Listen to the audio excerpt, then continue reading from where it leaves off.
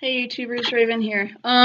Today we'll be talking about Arrow season 5 of episodes 1 and 2, the premiere and last week's episode. As you can see, I'm wearing Jack in the Box stuff. This is because I just started working there, which is why I'm a week and a half late on the videos.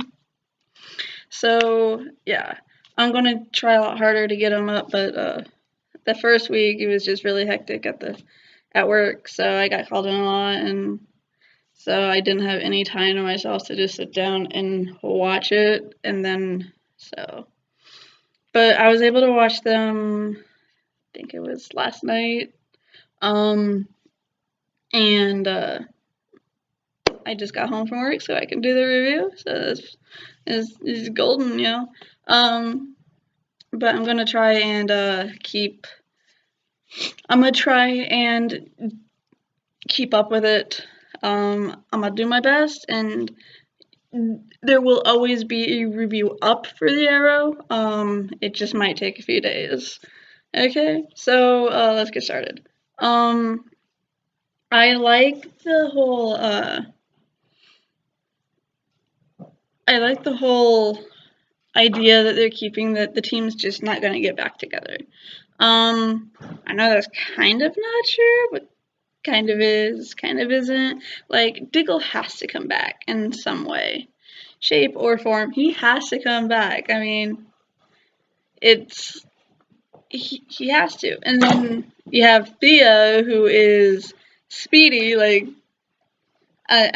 I know there was a time when Speedy kind of, like, I don't know, but she is Speedy. Because she went through the whole drug thing, she just never lost her arm. And so I need her to come back. I was happy that she did come back in the first episode in the premiere to save Oliver, but I am happy with her that she's sticking to her principles of, if you're going to be killing again, if you're putting killing on the table, I can't come back. Like, I can't do that anymore. And so I like that. I just really like her jumping around and beating people up and everything like that. So yeah, there's that, and then you have the it's my daddy, but you have the whole I'm losing my train of thought here. The whole rag guy thing. I think that was in the second episode. Yeah, his second episode is pretty cool. How you just like went and then the rags just flew out. Like, I thought that was pretty epic. But I like how Oliver was able to talk him down and just say that, like, they should work together, and he's like agreeing. So what I'm thinking is that maybe we'll have him in the future be on Team Arrow. So I'm looking forward to that. He might show up more, and I think that'd be pretty cool. He might help with that new archer. I forgot his name. Oh, whatever. He'll be dealt with by the end of the season anyways. I think it was Prometheus or something like that. But I mean, that's not really a name to use. I mean, Prometheus is the guy who was chained on a rock in mythology, and he was chained to a rock for giving humans fire, and a bird came and ate out his guts every day. Like, I wouldn't want to be named after that guy. Like, but whatever. I mean, it's his choice, I suppose. Then the whole team idea, I did like how they brought together the new team. Wild Dog, because I don't know his name.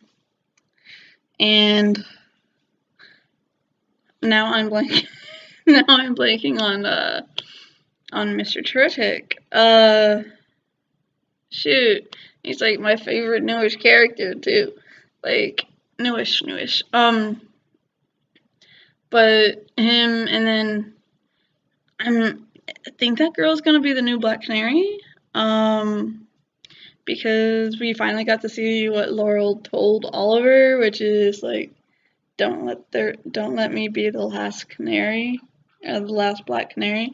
And I was like, oh my gosh, he has to let someone else in and wear that. So I'm thinking that based on the ending of last season, that she's gonna be the new Black Canary. She's gonna get that vocal thing back, because I'm guessing the Green Arrow took it from her when they confronted the last time in last season, that he took the vocal thingy from her. So she could still go around in the suit, but she couldn't do Canary Cry anymore, I think. But I would love to know how she, like, if she's just smart enough to have fixed it to go for her vocal cords, and how she got the higher pitch. Like, if that was her doing, or if she just knows some tech guy or something. Like, it's pretty cool. I want to know. But I think she's a kid. Like, this just goes to show that we shouldn't have issues with Robin in the movies if we don't have issues with a teenager being the Black Canary. I mean, come on. So we got all that going on, and the flashbacks this season is like Oliver getting into the Bratva. Like, that was freaking awesome. What I didn't like is how he just kept taking the blows. Like, he never fought back. And when he did, he just sucked. Like, I thought he learned how to fight on the island. I thought he learned how to fight long before then. Because, I mean, he was doing hand-to-hand combat for a long time, and he gets to face the Bratva to join the Bratva, and he can't fight worth a crap. Like, he's just taking their punches. I'm like, dude, fight the hell back.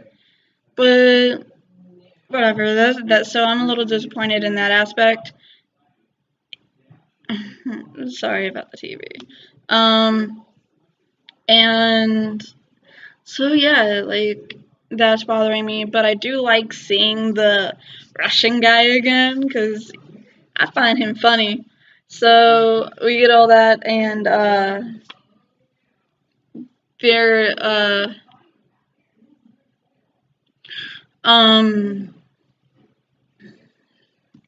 so we finally get the full team. I want to see them in action this week, like in their suits, and like Wild Dog dressed as Wild Dog. I want to see the T on Terrific's face. I want to see that. I want to see how they come up with that face paint, that gray T, and how they bring in the balls that he created, and how they use those, because I don't read comics. I don't know what the balls do. I just know they're the weapon Terrific uses, and I want to see how they work, especially on the show, because that's the stuff that I follow. I do know a lot about comics. I just don't read them yet. I mean, I want to, I haven't, because I can't find the time, and then when I did have the time, I didn't have the money. Now that I have the money, I don't have the time. Yeah, so, I mean, I might have time eventually, and then I will read to my heart's content. But until then, I don't know what the balls do for Mr. Terrific, and I guess yeah. I can't wait until his husband finds out that he's Mr. Terrific, and he goes all like bat crap crazy. Like, that's gonna be it's gonna be awesome. And the Mr. Church guy, he showed up both episodes, and I like the actor because he's from Walking Dead. He played Tyrese, I think his name was, and he was a pretty cool character. And the guy's a great actor, so I can't wait to see what else he's able to bring to the church, to Mr. Church, and what all that role fully entails. Like, I don't know, but it's gonna be awesome. So, like,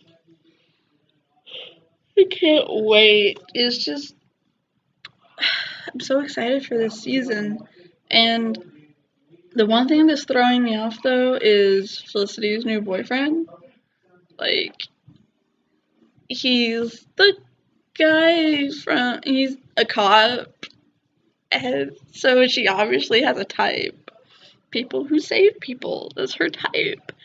Um, but I think really right now he's kind of just gonna be the guy who, like, oh, I don't have this operational. I'm gonna go use his machine at work, and I can do it because I can talk him into doing it for me. And I'm like, okay, so that's gonna be his role. He's gonna be the guy who can do things for her that she can't do right now.